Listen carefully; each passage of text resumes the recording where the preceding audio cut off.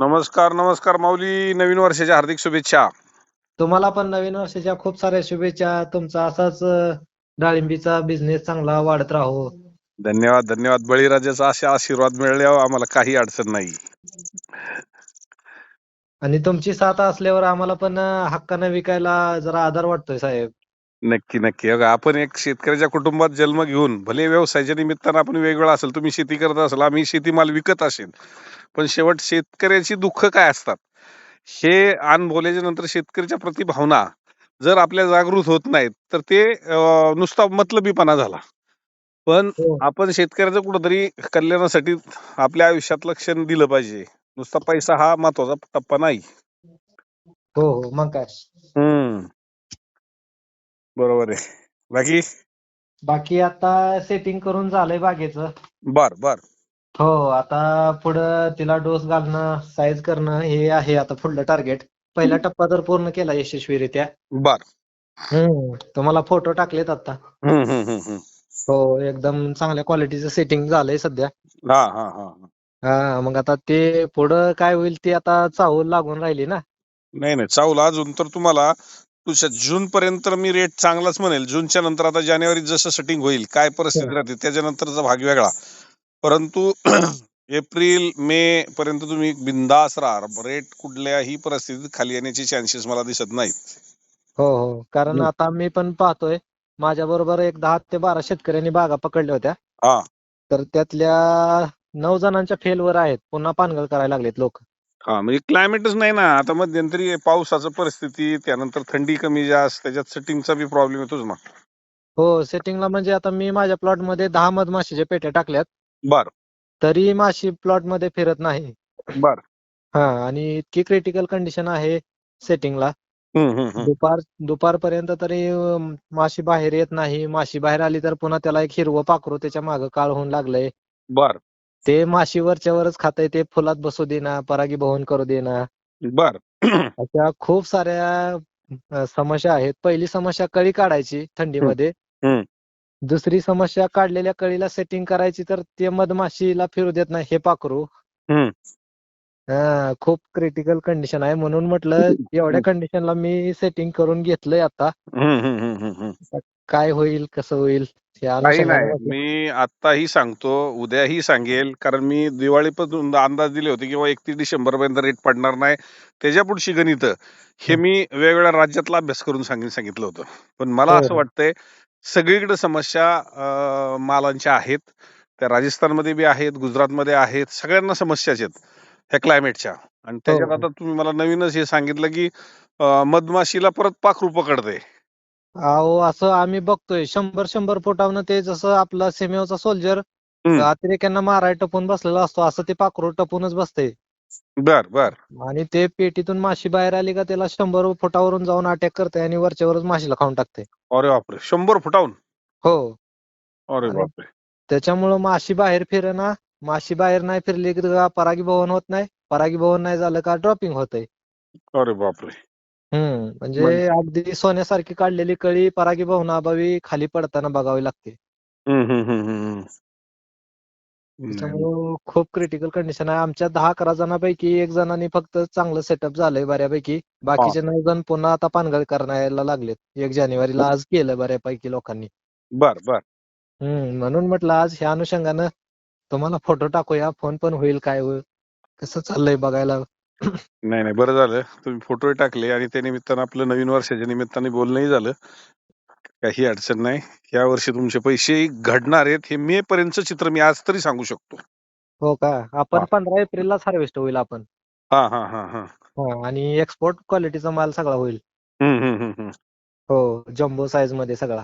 काही अडचण नाही. तुम्हाला उलट जागेवरचा व्यापारी सुद्धा शोधत येईल एवढा हो. करंट राहील. नाही, पण पहिली पसंती तर आमची तुम्हालाच राहणार आहे. नाही, मी तर म्हणेल माझ्याकडे माल टाकण्याच्या पूर्वी मोकळं या आणि जिथं तुम्हाला 2 पैसे घडतील तिथं करा. हो, ते तर आहेच. परंतु पहिली पसंती तुमची प्लॉटवर येण्याची असेल, आम्हाला उत्सुकता असेल. येईल ना, मी जसं प्लॉटवर येईल. या वर्षी प्लॉटवर येईल तुमच्या. जसं सेटिंग करून घ्यायची उत्सुकता असते, तशी तुमचे पाय लागावे अशी पण आमची एक उत्सुकता आहे. नक्कीच. हम्म. जेवढा वेळ मिळतोय तेवढा मी शेतकऱ्यांपर्यंत जाण्याचा नक्कीच आजपर्यंत प्रयत्न केलेला आहे. शेवट तुम्ही इतक्या लांबून येताय. हो आम्ही हो थोडंफार त्या भागात गेलं तर त्या भागातल्या अडचणी ह्या समोर येतात. आज तुमच्या बोलण्यात हे जाणवलं की बाबा मधमाशीला बी परत दुश्मन आहे. हो, लय मोठा दुश्मन आहे ते. पाखरू हिरव्या चोचीचं आहे, लांब चोचीचं. हा. ते दुसऱ्या राज्यातून 4 महिन्यासाठी आपल्या महाराष्ट्रात येतंय. अरे बापरे. आणि त्याचा पिरियड हा आहे आता. मार्च एप्रिल पर्यंत ते आपल्या महाराष्ट्रात राहतंय आता. अरे, हे नवीनच तयार झालं काय? हो, नवीनच संकट आहे आता सध्या शेतकऱ्यांपुढं. अच्छा. आणि त्याला विशेष म्हणजे साहेब कान नाहीत. बर. आणि कान नसल्यामुळं आपण किती आवाज केला, गोंगाट केला तरी त्याला ऐकायला येत नाही. ते बहिर आहे. अरे, ते आपल्याला बहिरं करून टाकील मग. अहो, त्यांनी आम्हाला अक्षरशः दिवसा चांदण्या दाखवल्यात. बर. त्याला खडा लागला तरच ते उठून जातंय. अन्यथा ते उठून जात नाही, घाबरत नाही, भीत नाही. बर. हां.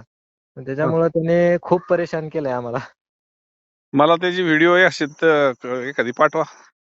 कसला हां, मग पक्षी. उद्या तुम्हाला त्या आठवणीनं मी त्याचं शूटिंग करून पाठवेन. चालेल चालेल चालेल हो, चालेल. भयंकर त्यांनी आम्हाला परेशान केलंय त्या पाखरांनी. हम्म हम्म हम्म हम्म. आणि मारायचं म्हटलं तर सापडत पण नाही. खूप चलाख आहे, चंचल आहे. अहो ती काय किडे होईल तेव्हा जागेवर बसायला ती उडून जाते. हो. ते हं. बसतानाच पेटीपासून दबा धरून 100 फुटावर लांब बसतंय झाडात. पाखरू बर. हिरवं, झाड हम्म. पण हिरवं. मग हा. त्याला शोधायचं कसं?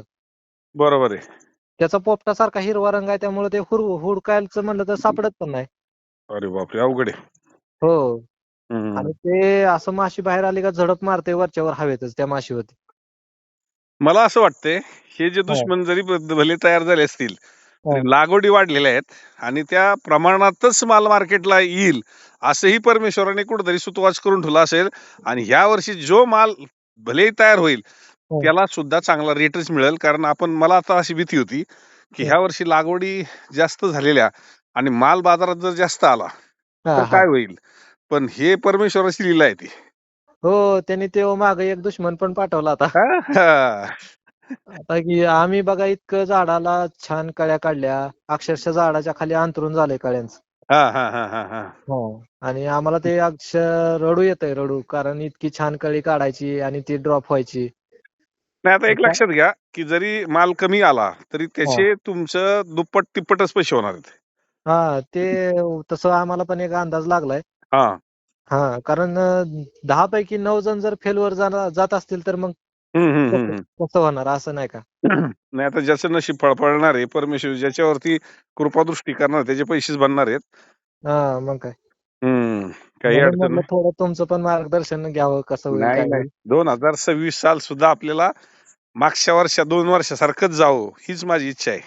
हो, तुमच्या शब्दाला यश येवो. कारण शेतकऱ्याच्या तोंडावरती हसू तर सगळ्या जगाच्या तोंडावरती हसू. नक्की नक्की नक्की नक्की. हं. बरोबर आहे. आता गुजरात, राजस्थान कसं चाललंय मार्केट काय म्हणतंय? राजस्थान आहे 1 नंबर मध्ये चाललेलो आहे आपण. आणि बरं. गुजरातचं फेब्रुवारीला स्टार्ट होईल. आणि मग ते त्यांचा किती दिवस सीझन चालेल? राजस्थान चालेल साधारणतः एप्रिलच्या मध्यापर्यंत आणि बरं. गुजरात चालेल जूनच्या मध्यापर्यंत. मग त्याचा आपल्यावरती काय इफेक्ट होईल का नाही इकडं? होणार नाही होणार. कारण गेल्या वर्षी थोडंसं त्यांच्यामुळे रेट पडले होते म्हणून नाही म्हटलं. नाही नाही. महाराष्ट्रातल्या मालाला डिमांडच राहील. बरं. आणि जूनच्या नंतर आपला महाराष्ट्रातला सीझन चालू होतो. हो, हो. हम्म हम्म. तेच म्हटलं कारण तिकडला सीझन चालू असल्यावर पण बऱ्यापैकी इकडं फटका बसतो ना रेटला. नाही आता त्या ह्या सगळ्या सिच्युएशन मध्ये असं होणार आहे की हळूहळू तिकडले माल खराब व्हायला लागलेले आहेत आणि महाराष्ट्रात लागवडी वाढलेल्या आहेत. हां, कदाचित हां. 2-3 वर्षांनी इकडले व्यापारी किंवा आडते सुद्धा तिकडे जाईल का नाही अशी परिस्थिती आहे. कारण महाराष्ट्रात लागवडी खूप वाढलेल्या आहेत. हो, हो. आणि इथला जर माल कंटिन्यू 12 महिने राहिला हं, हं. तर रेट तर चांगलेच मिळतील. पण विभागून डिवायडेशन होऊन जर माल आला बाजारात हां, हां. तर बाजारपेठेत 12 महिने पहिल्यासारखी माल आली हां. तर महाराष्ट्रातला व्यापारी तिकडे जाणार नाही. पण इथलं बदलतं वातावरणामुळं आता इथला शेतकरी सिजनेबलच व्हायला लागलाय ना. नाही होईल का तसं बदल. पूर्वी 4-4 वर्ष दुष्काळ पडायचा. आता हं. 5-5, 6-6 महिने पाऊस हटाना. हां, तेच ना. मग मग हे त्याच्यामुळं 6 महिने टोटल रेस्टला बसून 6 महिन्यांनीच पकडणे असं पण व्हायला लागलंय ना. होईल काहीतरी बदल होईलच ना. हो, हो. जे आलेले पूर्वीचे आता हवामान पाहता की पूर्वी दुष्काळ पडायचा तर टँकरनी पाणी आपल्याला द्यावं लागायचं. हो, हो. आता सगळीकडे पाणीच पाणी झालं. शेवट निसर्ग काय थोडासा चेंज होतोयच ना. ते थोडीच तसंच राहणार आहे. हो ना. मग यंदा तसंच झालंय. आपल्याला ऑक्टोबर एंड पर्यंत पाऊस असल्यामुळे सर्व लोक वेट अँड वॉचच्या भूमिकेत होते. हा सगळ्यांनी 1 जानेवारी 1 फेब्रुवारी असं सगळ्यांचं टार्गेट आहे. हा हा हा हा. नाही हो द्या, काय हा. अडचण नाही. अहो, हे मार्केटिंगला जे फसवलं जाते ना, त्याच्यावर हम्म. आम्ही लक्ष ठेवू नये आणि वेळोवेळी तुम्हाला सांगत जाऊ शेतकऱ्यांना की बुवा ही परिस्थिती आहे. मंदीत सुद्धा तेजी करून दाखवू आपण. हो, नाही तुम्ही तर करून दाखवलेच आता. गेल्या म्हणजे दिवाळीमध्येच आपण ते हे केलं की हो हो मंदीमध्ये म्हणजे शेतकऱ्यांवर जाणीवपूर्वक आणलेल्या मंदीला तुम्ही आवाज उठवून तर रेट मिळवून दिला ना. हो हो हो हो हो. नाहीतर काय बांधावरती 100च टार्गेट म्हणजे खूप मोठं करून ठेवलं होतं त्यांनी हम्म हम्म हम्म हम्म टॉपच्या मालाचं. पण तुम्ही आवाज उठवल्यामुळे तर लोकांना पैसे झाले ना.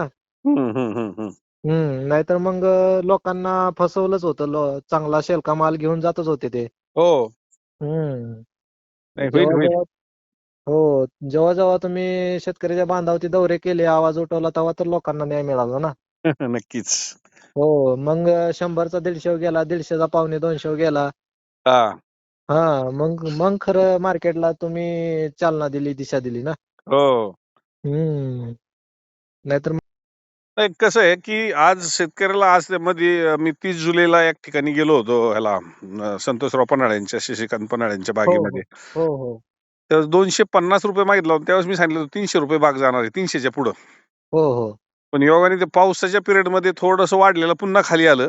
पार 220 वर मागणी आली त्यांची, तरी त्यांना धीर धरला, थोडं थांबा, पाऊस जाऊ द्या. तर 261 ती बाग गेली. बघा म्हणजे 100चा माल तुम्ही ₹251 नी दिला पार. हो, 261 नी. 261 नी म्हणजे हो हो जवळ-जवळ दीड पटीने मालाचे रेट उचलले. हो हो हो हो हो. हेच जर तुम्ही आवाज उठवला नसता तर त्या शेतकरी बांधवांना न्याय मिळाला नसता ना तेवढ्या सोन्यासारख्या मालाचा. कुठंतरी बघा काहीतरी परमेश्वराच्या माध्यमातून कुणाच्या तरी तोंडून ते वधून घेतोय परमेश्वर, एवढंच आहे, बाकी काही नाही. हां, ते तर आहेच. पण ते वधवून घेण्याचं पुण्याचं काम तुमच्या वाट्याला आलंय ना. म्हणजे तुम्ही सुद्धा तेवढेच पुण्यवान आहात. नक्कीच काहीतरी लीला असेल, नाही तर मी आज तुमच्यापर्यंत पोहोचणं एवढं सोपं नव्हतं ना. हां, मग काय. आणि किंवा हे तू काम असं देव कुणाच्या पण हाती सोपवत नाही ना. त्या हा गुणवत्तेचा माणूस पण पाहिजे की. हा, त्या त्या लेवलचा माणूस पाहिजे, बरोबर आहे. आज ₹261 दर द्यायचा म्हणजे त्या गुणवत्तेचं डाळिंब आहे म्हणून दिलं. नक्कीच नक्कीच.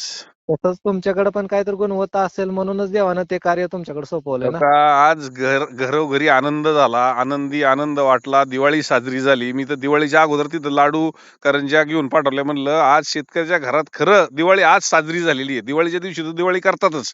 हो, म्हणलं हो. तुमच्या 261 मुळे आज राज्यामध्ये रेटच्या बदल झाले राज्यामध्ये. हो, आणि आज हो. प्रत्येकाच्या घरोघरी दिवाळी साजरी होतीये दररोज. हो, हो. आणि आज मी मगाशीच एक अर्धा 1 तासापूर्वी फोन झाला त्यांना, ते आज सहकुटुंब राजस्थानचा दौरा करतायत. आज 2 पैसे शेतकऱ्याच्या घरात आले. आज कुटुंबाला घेऊन ते देवधर्माला गेले. समज राजस्थान इकडं-तिकडं म्हणले आम्ही फिरून येणार. पण ह्या सगळ्या ह्याच्यामध्ये आज खऱ्या अर्थानं तुमच्याकडे 2 पैसे नाही आले तर तुम्ही घराच्या बाहेरच पडू शकत नाही. अहो, आम्हाला घर प्रपंच कसं चालवायचं हे आमच्या पुढे कोड आहे परत ना. कारण बागाचा एवढा मोठा खर्चानं कंबरट मोडल्यानंतर पुढला भार आणायचा कसा ही सगळ्यात मोठा प्रश्न असतो. हो, हो, हो, हो, हो.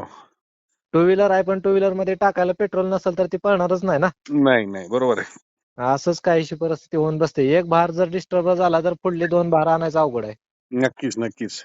आणि त्याला कुठेतरी न्याय द्यायचं काम तुम्ही करताय. कुठेतरी पांडुरंगाची कृपा आहे. हो, मग काय. आणि ह्या माध्यमातून चाललोय आपण. शेवट परमेश्वर आहे. तो माणसाच्या रूपाने कुठंतरी भेटतोय, पाहतोय आपण. पण परमेश्वर करून घेतो एवढं नक्कीच. हो, हो. हं. असो. बाकी काय मग अजून?